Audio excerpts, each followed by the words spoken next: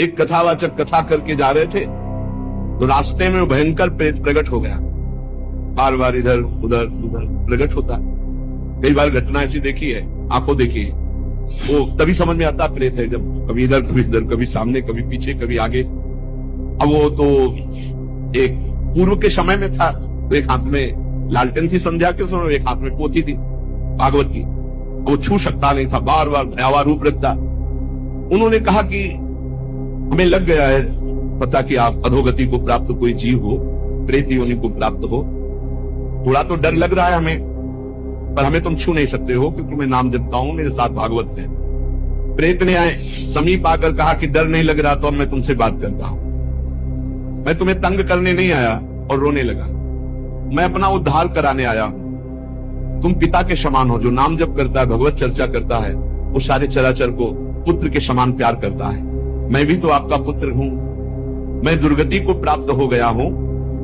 आज तक मुझे ऐसा कोई दिखाई नहीं दिया जिससे मेरा कल्याण होता, आज आप दिखाई दिए जिससे मेरा कल्याण होगा। मैं बुडवा नाम का प्रेत हूं जो पानी में ही रहता हूं पर पानी नहीं पी सकता, बड़ी दुर्गति होती है। इसी तालाब में रहता हूं, रास्ते से निकलने वालों को देखता रहता हूं कि कोई ऐसा निकले जो मेरा उद्धार कर दे। मैंने कभी किसी का प्रेत योनि में कुछ नहीं बिगाड़ा है, परंतु अब मेरा चैन हट गया, अब बहुत कष्ट हो रहा है। हरिनाम या हरि कथा दो से ही मेरा उद्धार हो सकता है। और रो रो करके दूर से ऐसे गिर पड़ा चरणों में। तो उन्होंने कहा अगर ऐसी बात है तो आज आप चैन से जहां चाहो रह लो, कल से मैं अपने घर में आपको निमंत्रण देता हूं आना, और घर में ही हम 7 दिन भगवान की कथा कहेंगे, तुम्हारा कल्याण हो जाएगा। और हर कथा की शाम को नाम कीर्तन तुम्हारे लिए करेंगे। पंडित जी ने उसके प्रारब्ध को नष्ट कर दिया। 7 दिन की कथा और 7 दिन का नाम कीर्तन, वो बुडवा प्रेत भगवान के धाम।